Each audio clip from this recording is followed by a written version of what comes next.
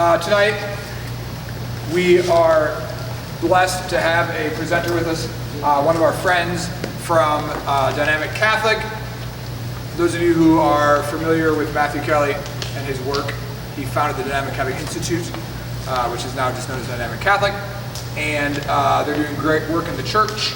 And Melissa, who is from California, holla,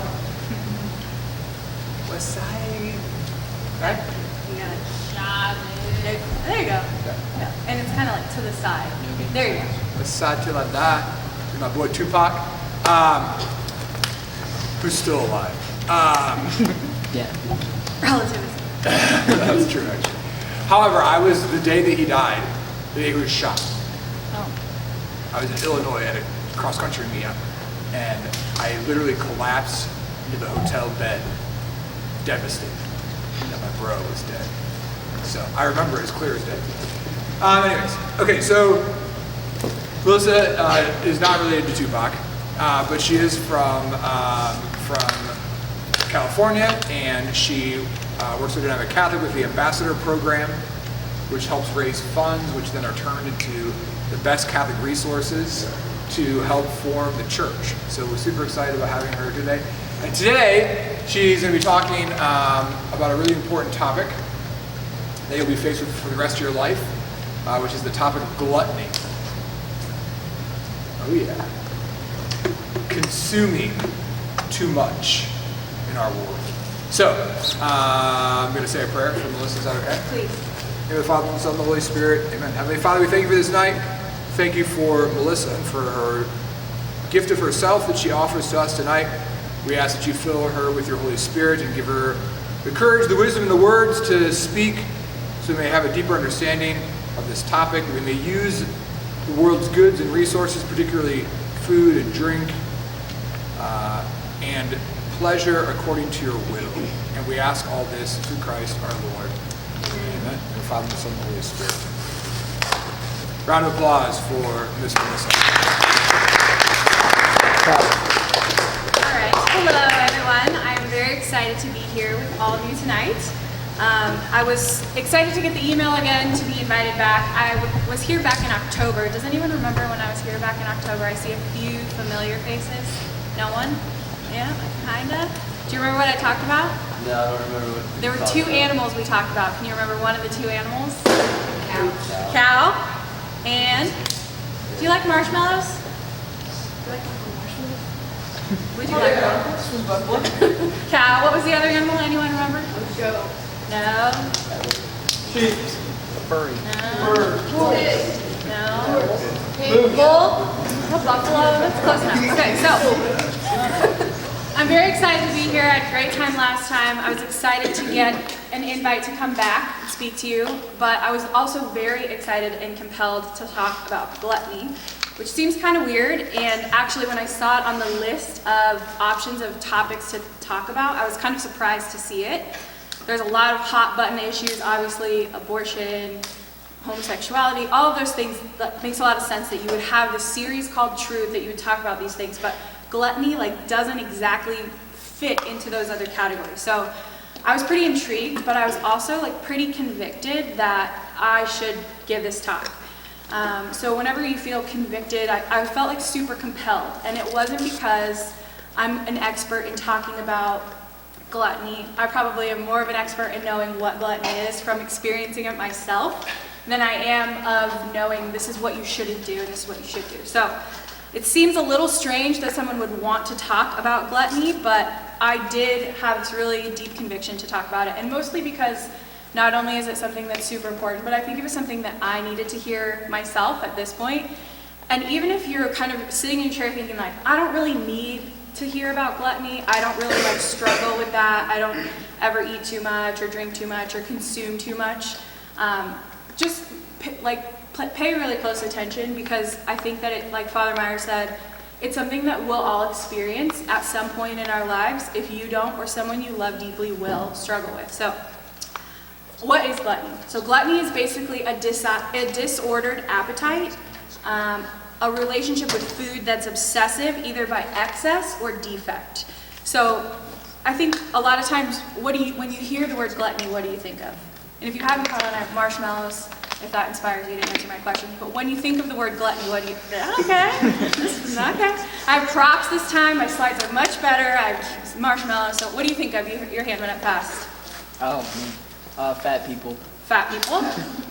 What else do you think about? Food. What else do you think about? Eating way too much food. What else? Yep. It kind of sounds like gluten. It does kind of sound like gluten. Okay. Okay, so, very good. We think a lot, those are great answers. We think about food, we think about eating too much, we think about fat people, but I'll tell you that gluttony is not just about fat people. The skinniest person in the world could struggle with gluttony. Okay, so some things we'll kind of talk about. Another thing about me that you'll experience through this slideshow is that I love Bitmojis. So you'll see them interweaved throughout the presentation because I love them. But a lot of Bitmojis about gluttony. There's one like laying on a pile of food. Does anyone have a Bitmoji? Okay. Okay, good. I love Bitmojis. Yeah. Okay. So you go. So lots of Bitmojis about gluttony. Okay. So here's the other thing about gluttony. Gluttony has also kind of become a little bit of a joke in our society. We joke about it. So I'm sure many of you are familiar with these images called memes, okay? So these are perfect examples of gluttony, right? Yeah, I'm into fitness. Fitness, whole pizza in my mouth, right? Why did I eat so much food, okay? That's hilarious. Me looking back at everything I ate over the weekend. 1 glass of wine a day keeps the doctor away. I don't think anyone in here is over 21, but it is relevant to talk about excessive drink also several times refers to alcohol. So, very much inside our culture, right? And it's kind of a joke. We all joke about that. Those make sense to us. We know what it means to like fit a whole pizza. Like I could literally, who could eat a whole pizza legitimately? Pretty much everyone. Okay. So, I was watching one of my favorite people, Jimmy Fallon, and there was another little example. Any Stranger Things fans in the house? Couple? Okay, so they, again, just how inundated into the culture this is. I wanted to share this little clip with you. It's just a couple minutes. So they're playing this game. I'm going to fast forward a little bit. They're playing a game. How many of you have seen Family Feud? Where there's like, okay, yeah. So it's kind of like Family Feud, except instead of like saying your guess out loud, you have to type it. It's called Search Party, like who can search the fastest to try and get answers. So I'm going to cue this up and we're going to see how relevant this is.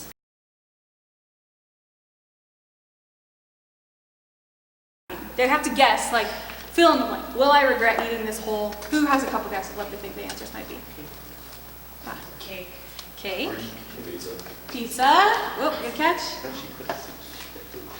Whoa, you don't know, they said yours? Pie. Pie, okay, let's see what they say. Gluten.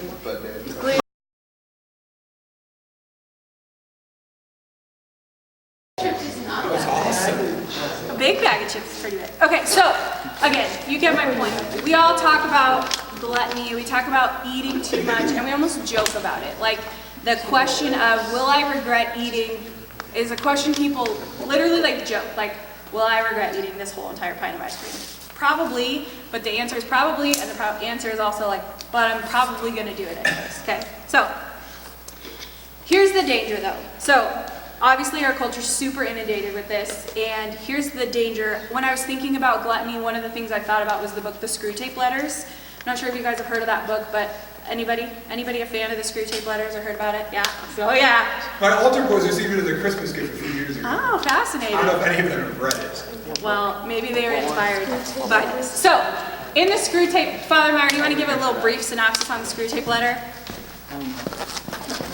So the Screwtape Letters is written by C.S. Lewis, and it is a story of a devil, a lower devil, who is writing letters to a head devil.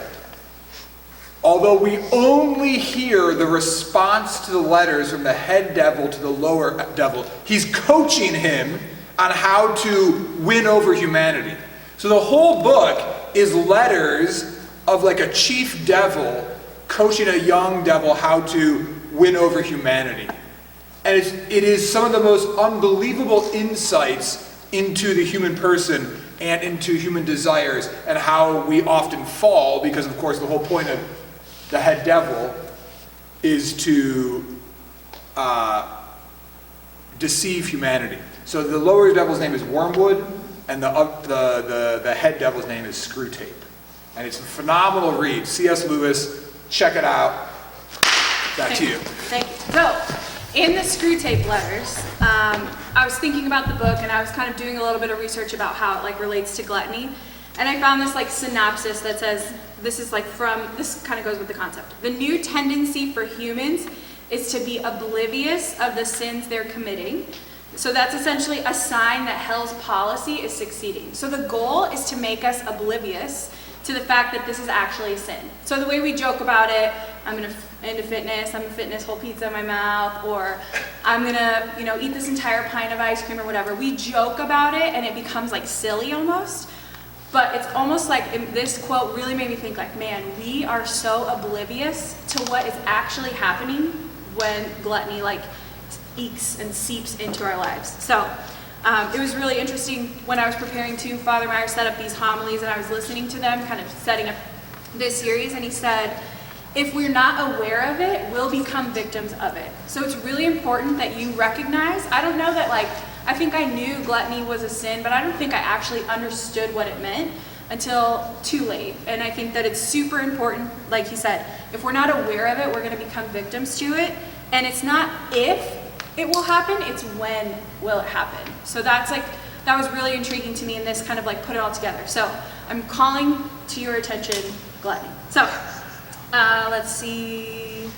And again, this is why I was pretty compelled. This statement really helped confirm my conviction of we don't even realize what's happening to us, which is why it's so important that we talk about it. So this series is called Truth, right? You're signifying truth. So I thought I would drop some truth bombs on all of you. So there's a few truth bombs in here. So the first truth bomb is kind of deep, and I think I've heard this concept before the talk, but I think Father Meyer's homily or one of your reflections said it. So we're gonna break it down. But here's the first truth bomb.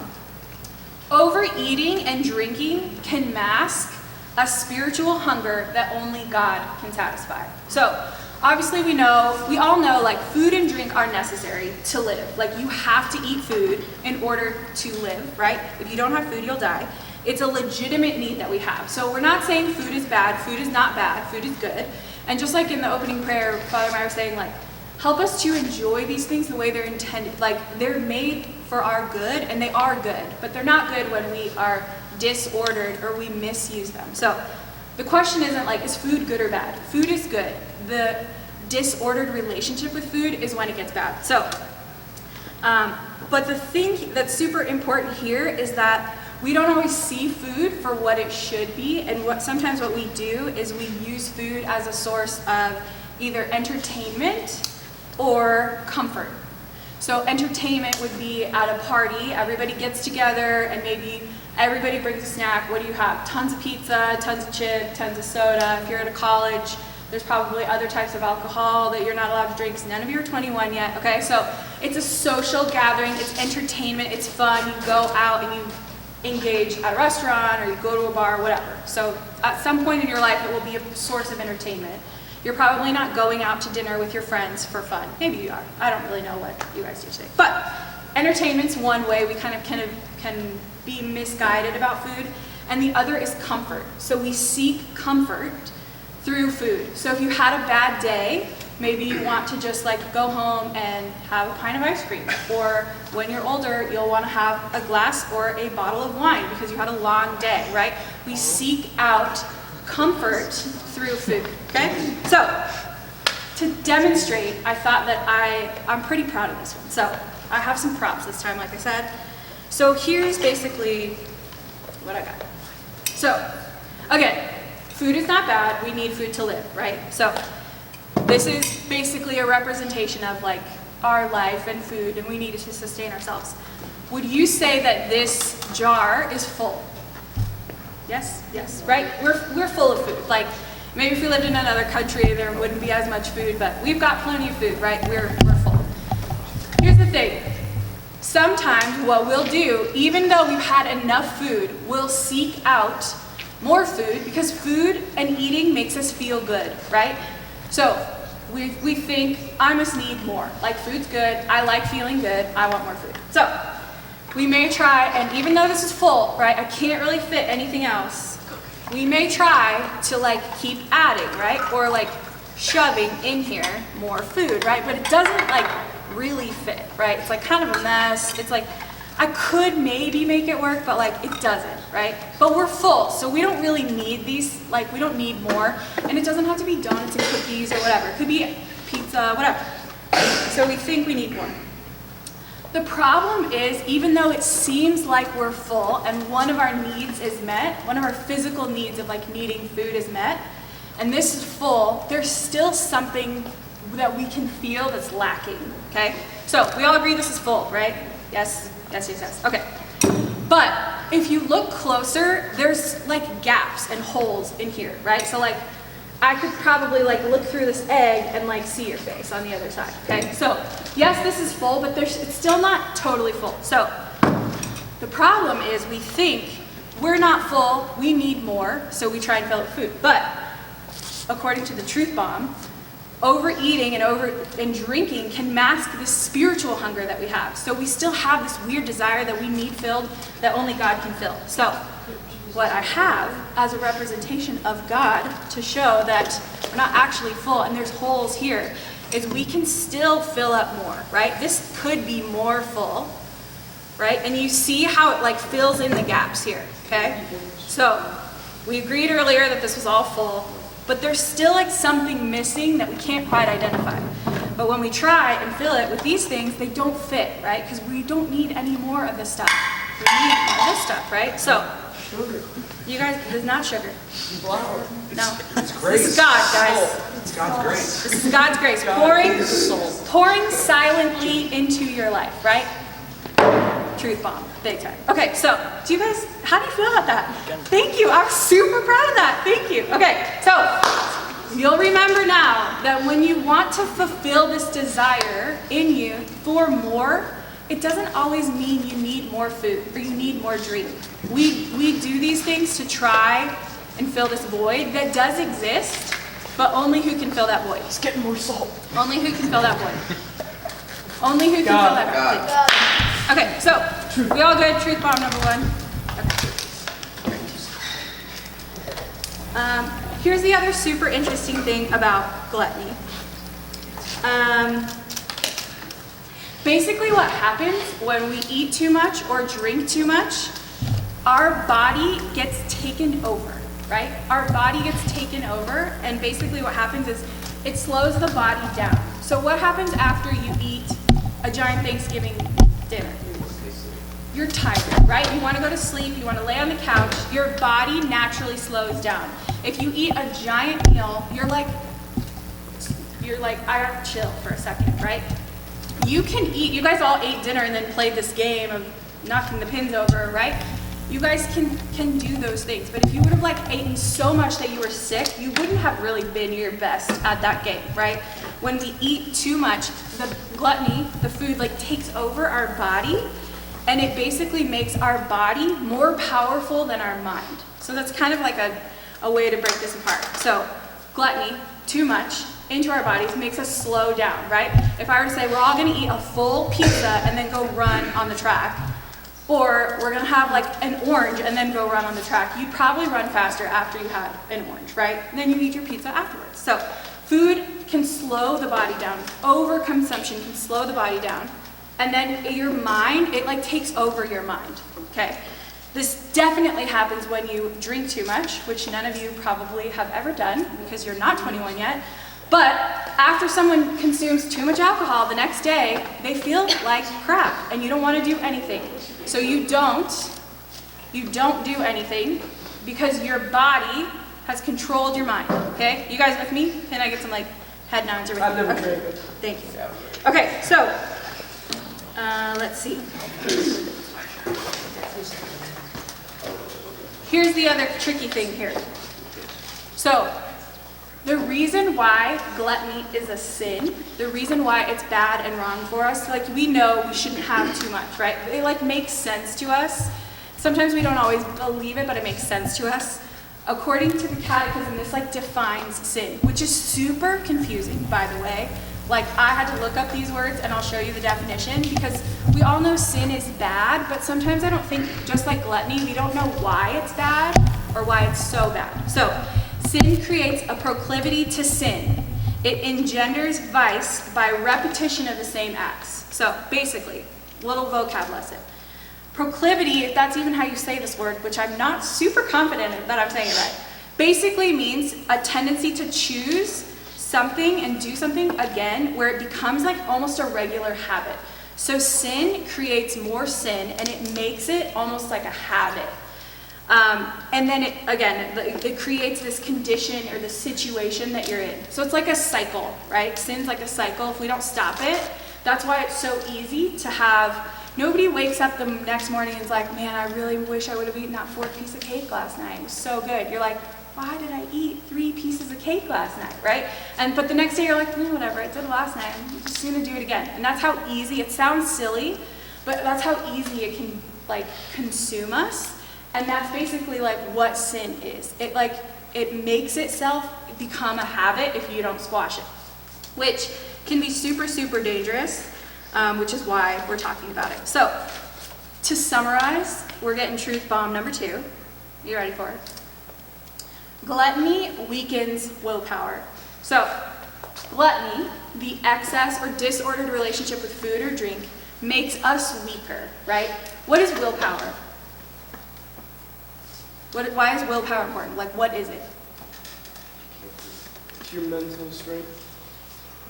Your mental strength. Can you give me an example of when you would need willpower? If there is cake and you already are full, but you want to eat delicious cake, your willpower is going to depend on whether or not you eat the cake. Okay, great example. Yes. So what will happen is gluttony makes our willpower weaker, right? Because if you're used to just being able to eat whatever you want, whenever you want, as much as you want, it's easier for you to not, it's harder for you to say no to the next thing. Gluttony, excess, or disordered relationship actually makes us weaker. In the moment, we feel good, right? We think we feel good, but we really don't, and it makes us weaker. Then it makes it harder to say no, so then we fall into sin, and then because of that fancy word proclivity, it keeps happening over and over again, and then we're stuck, right? And it gets really hard to like dig yourself out of that. So that's kind of what I was going with truth bomb number 2. So I'm going to demonstrate with Bitmojis, one of my favorite things. So let's see. This is a day in the life of not struggling with gluttony, right? Let's see if I can get this to work. So you wake up in the morning, you're feeling good, you got a good night's sleep, you have a ton of energy, you have willpower to get out of bed, you're gonna go to the gym. You know you start your day off right, you're gonna go to the gym, you're gonna work out. You go, you have a good workout, you're gonna come home, you're gonna make a nice breakfast, you're ready for school, head to school, feeling good, because you got plenty of sleep, you got a good breakfast, you didn't overeat, you're feeling great. Go to school, time for lunch, have a nice salad or something healthy for lunch, still feeling great. You get a good test grade, because you're smart, because you've been training your brain how to take care, you're nourishing your body the way food is intended to sustain and nourish us. You get a good grade at school, you feel good about yourself because you tried, you're feeling great, you've got good willpower, and then you can go home, hang out with your friends, right, having a great time. So that's a day in the life of not gluttony, right? You've got energy, maybe you end your night with prayer, you're grateful for your day, you're feeling pretty good about yourself, all right, you with me? So that's like an ideal day, right? We kind of hit all the marks. So here is the day in the life of gluttony, right? Just to recap, this is what we could be working with, but sometimes this is what we're really working with. So maybe you stayed up too late the night before, you didn't really get a lot of rest, you feel kind of unsettled, your stomach hurts, you're hungry, but you slept in because you didn't have willpower to get up when your alarm went off, so you're not feeling that hot. You're like, great, it's Tuesday, your least favorite day of the week, You have to go to school, which is super annoying because you are late because you slept in, you didn't eat breakfast because you didn't have time, because you slept in, because you didn't have willpower, because you ate too much the night before, okay? You with me? You're like super over school. This is annoying, I don't like this, I hate this. Lunchtime, I'm hangry, right? I'm hungry, so hungry that I'm angry, so I'm hangry. So what do you do when you're hangry? You don't really care what you're eating, right? When we get to the point where we need something right now because we've like starved ourselves, you just want to eat anything. So you're like, I'm gonna eat a pizza because I'm hungry. I'm gonna fit this whole pizza in my mouth, right? So you eat a giant pizza for lunch, then you're tired, you need a nap because you just ate a pizza for lunch. Then you're with your friends and you're just complaining like, ugh, life is so hard. I don't know why I'm so tired all the time. I feel like crap. This sucks, life sucks, school sucks. And then you play Fortnite. Then you go home and you play Fortnite all night long, right? Okay, you with me? Right? So, this is what can happen to us when we overindulge, okay? We have low energy. We're super annoyed and frustrated, and you don't really think that clearly. I know. I thought this was supposed to be a kid. I'm old enough to drink. No, this is me. But you said that you're jumping on a trampoline as a kid. Who doesn't jump You on could be in college. Grown adults can jump on trampolines. Okay, good insight. And you're the worst, right? You're not living your best life. You don't feel good about yourself. It's not ideal, okay? So, here's the thing.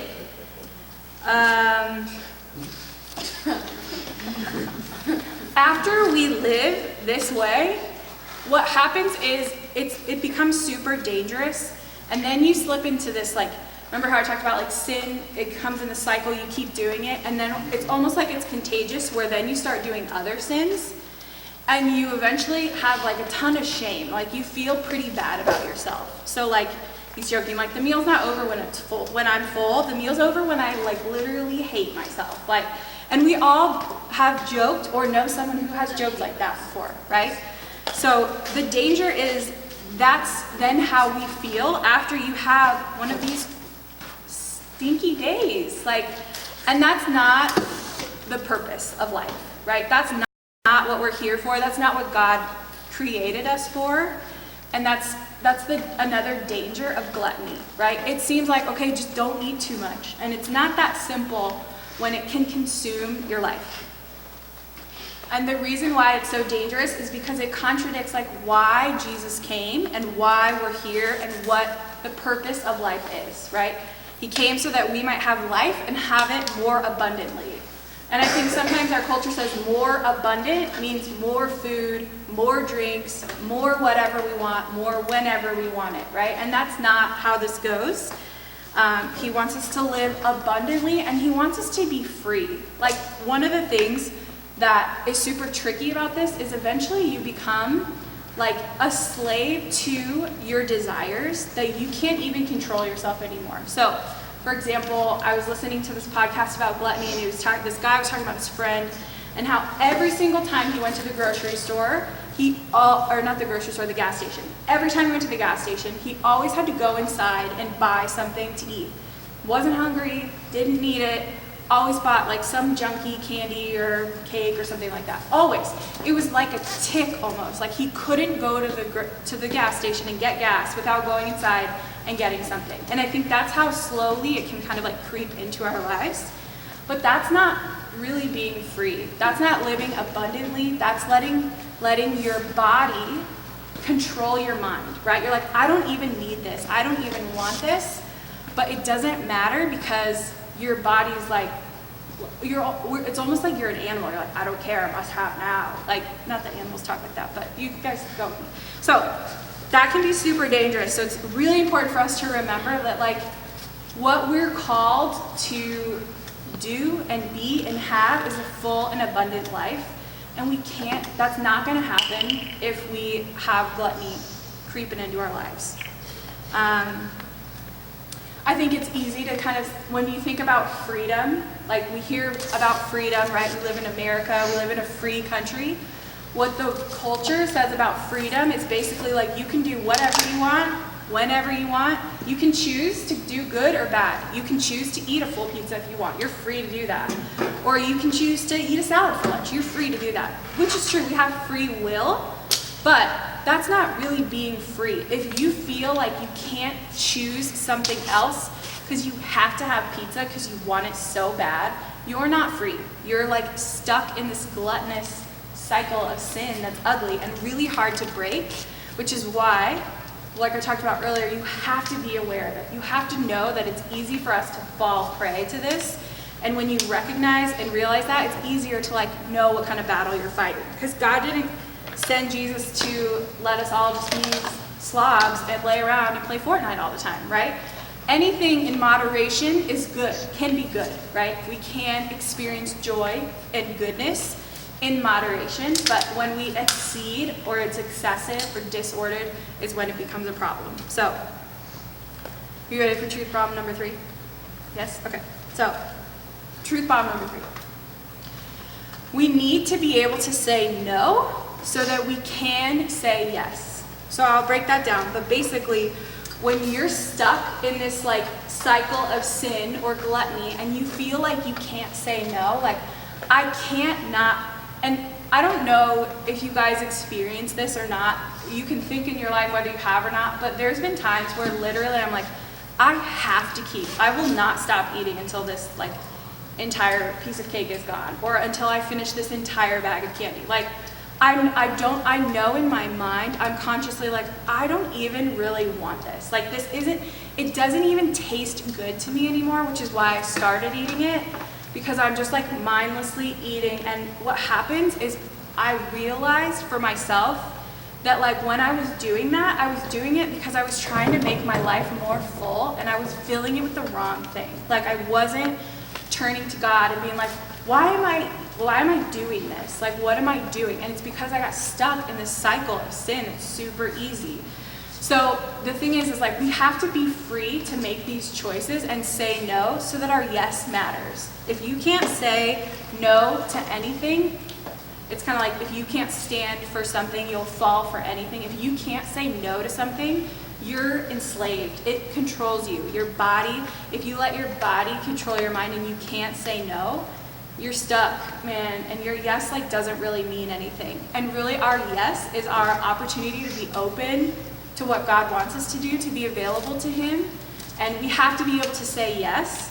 But if you can't say no to something even as silly as like another slice of pizza or another piece of cake, like it's gonna be hard to say yes. Like the way we operate in small matters is the way we operate in big matters and vice versa. So that truth bomb, seriously, is legit. And if you look at everything in our life that we can choose, you can choose to eat more or drink more, all these things, eventually, like I said, they'll become habits and they just become so much a part of our lives that like we're not even free from it anymore. We can't choose this. And basically, like, if you ever get to a point where you're like, I know I can't live without X. Like, I can't live without being able to have a beer with my coworkers after work when you're 21. Or I can't live without eating, like, at least 3 pieces of pizza or I will literally die. Like, you have a problem, right? This is like this gluttony cycle that we have to be really conscious of. It's bad news. Like, if I told you, like, okay guys, here's what we're gonna do to try and like fight this gluttony fight. We're all gonna give up sugar for the whole rest of the year. And you're like, yeah, right? Like, I'm not, good luck. Like, or you have to give up your absolute favorite thing. If you can't do that, you're not really free. And that's where God wants us, like, when you're really living how He wants you to live, you could give up anything. I could give up anything right now if God really asked me to, which is a really hard place to be in, especially when you're stuck in that cycle of sin. But if you can't say no, then your yes doesn't really mean anything. And it's so easy to fall into this like food trap. Like even like we talked about, all the memes, all the jokes, everything. Like it's so much a part of our lives, and it's gonna get harder. Like you guys aren't planning your own meals probably, you're not cooking for yourself, you're not making these decisions. So it might seem kind of irrelevant, like my mom still cooks all my meals, or my dad still cooks some food after school, or whatever. Like this will be a part of your life. Like you're controlled by basically like what you have to eat every day. Like another adult in the room, yes. Okay, so this is like super, super important. So truth bomb number 3, we need to be able to say no so that we can say yes. That's like so important. This was really interesting too. We talked about how like gluttony weakens your willpower, and basically if you get to that point where you're always fighting against your willpower, you're like, oh, I just like really want this like cake, but I'm just like not gonna do it. Like you have to almost be able to train yourself to be like, man, I don't need that. Like, whatever. It's not hard for you to make a decision. Like some people have enough willpower to, how many people get up the first time their alarm goes off, right out of bed? Okay? How many people hit the snooze as many times as possible and have multiple alarms set so they can hit the snooze? Don't be ashamed. Thank you. Okay, so that's basically willpower, right? You have, like, we have to make hundreds of decisions all the time. And if your willpower is weak, when you need to make a decision, it's going to be super hard to do that if you're struggling with something like gluttony, where you can't make these choices. So,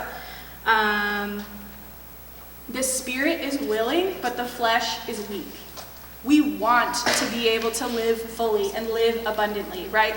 We know in our minds that like this is bad or wrong, or I shouldn't eat this full pizza, but like our body is weak. We can be weak, and it makes that harder.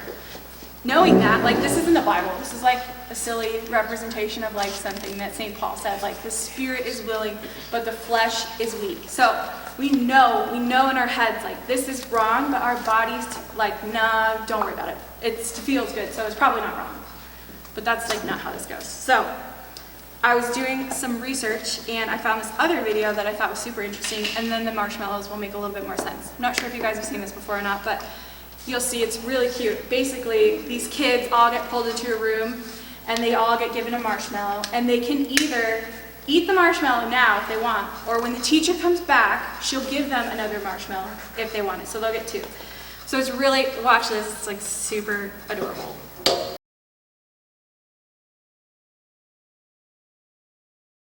Some serious willpower needed. So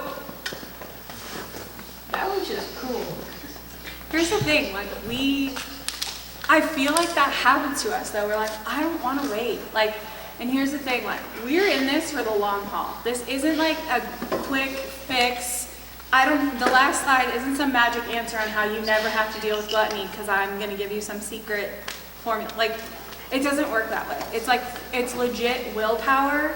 It's being super committed and dedicated in your prayer life. It's having friends who hold you accountable. It's all of these things. It's so hard for us to make these choices sometimes, and this was just like a cute example of how tricky it can be. Like, we're called to be free, to be able to be like, I don't need that marshmallow. Like, it doesn't really do it for me. Like, even if you really want it, like, I can wait, you know? And I think that it's really hard in our society today and in our culture to deny ourselves something we want. Literally, I could probably get anything I wanted right now. Like, with my phone, I could buy whatever I want really easily. I have a credit card. Like, we have a car, we could go, I could do anything I wanted, right? And we live in this culture where it's like, if you want to do it, do it. Like, if you want to have it, have it. If you want another piece of cake, have another piece of cake. And the tricky thing is again, we don't really need it, right? We need food, and it's okay to have these things in moderation, but it's so easy for us to get sucked into this trap of like, I want it now, I need it now, I'm gonna have it now because I can. And that's not freedom. That's not like living, like we're enslaved if we're not able to say no. And again, like gluttony can just like creep in, it can take over, and you can get to a point where like you're out of control, like you feel like you can't stop. And you can stop and you can stop, but it's harder to do that. So the thing here that I want to impart upon you with truth bomb number 4 is that you are more powerful than your desires. Even when you don't feel like it, like I feel like I literally cannot get up and run a mile right now. I can't, like you can. Your willpower can power you to do that. When you think like, I can't not have dessert when I get home tonight, you can. You are more powerful than your desires, even though it doesn't feel like that sometimes. Like our flesh, again, our spirit is willing, but our flesh is weak, so we have to keep that in control. The reason we are powerful, more powerful than our desires, is because we know the truth and we have strength from God And through him, he empowers us. We can do anything when he's on our side, and you have that close relationship with him that like you recognize and know, like, I don't need this. I don't need this. Like, I can do without this. So I want you guys to know that. Like, it's easy to be like, oh, I suck. I hate myself. I'm like terrible at this. Like, no, maybe you are right now. Maybe you do this too often, but like, you can be free from it, and you can break the cycle of sin, but you have to recognize that there's a cycle, and it's super easy to get sucked into that cycle. So, the thing I will give you before you go are a couple action steps. So, the next time, and again, food is not bad. Don't get me wrong, like food is good. You're allowed, need to eat to sustain you. But the next time you go back for seconds when you are gonna eat more, just stop and ask yourself, like, do I need this or do I want this? Like, do I really need more food? I'm so hungry. You guys are young, you're teenagers, you're growing. Maybe you legit like are still hungry and didn't get a big enough serving, but do you really need it? And like, if not, like, where is this desire coming from? Like when you're eating and you're like, this isn't nourishing my body. It doesn't really even taste good anymore. Like what's happening? Like basically what can happen is we can try and deal with our fears or struggles or emotions by consuming something, because then we don't have to deal with it. Like if I don't feel good, if I'm mad or I'm sad or I'm frustrated or I'm lonely, it's easy for me to turn to food because I'll feel better after I have a piece of cake or have a glass of wine. But that's not, I have to stop and check myself and be like, do I really need this? Do I really want this? Where's this like desire coming from? So the next time you go back for seconds, which is not wrong, if you've got a small portion, you want more, that's fine. But ask yourself, do I really need this or do I just want this? And if I just like feel like I need it, where is that desire coming from? What's hiding? What is my like food, my overeating hiding? What am I not dealing with? Is basically like a question that you should ask yourself. And then the other thing that I thought was super interesting in Father Meyer's homily was he was talking about like at the end of this series, he wants you guys to feel like you can respond to someone who like calls you out for this, maybe when you're pressured to like have another slice of pizza or come eat this entire pizza with me or come eat this cake with me, whatever. To be able to respond with these three things: compassion, charity, and clarity. So we have to be sympathetic and have concern for people who are like really struggling with this stuff. Like I said, gluttony is not just about fat people. I think that was like one of the things earlier, like everyone can struggle with gluttony. And so we have to have compassion to recognize like, where is this coming from? What is the need you're trying to fill by like trying to shove more stuff in that like doesn't fit anymore? What's happening? We have to be compassionate and caring and concerned about our fellow human being. And we also have to respond with charity, right? A lot of times people are doing this because there's something going on in their lives that's really hard or a struggle for them, and that's why they turn to something like eating too much or drinking too much. So we need to be kind and tolerant in the way we're judging other people. We have to be super careful about that because it's easy for us to be like, whoa man, you should like chow that whole pizza, like what's your deal? Like that's not being charitable, right? You should recognize like, hey, well like what's going on when you recognize these things. In clarity, like you want to sound smart about what you're talking about. There's legit valid points. I forgot to mention like in the marshmallow example where the kids like denied themselves, they actually did that study like in the 60s, and they followed the kids that they did this on for 40 years, and they said the kids that were able to wait and deny themselves eating the marshmallow got better grades in school, they got better jobs, they were healthier, they had regular exercise routines, versus the kids who didn't have that willpower to just like deny themselves or wait and just needed it right now. Like they were less successful than the kids who were able to wait. So I thought that was really interesting. Like there's not only like a spiritual need, but there's also like an intellectual reason as to why we shouldn't do these things. So I'm almost at time, which is good because I'm practically done. But I do also have marshmallows for all of you, but I do not want you to eat it. I won't give it to you till you leave, but I do want you to take it with you as kind of a reminder of this talk, like, and recognizing like I can deny myself something that I want, like for God's glory. I can say yes, I can say no, so that my yes means something greater. So that is all I have for you. So one point tomorrow.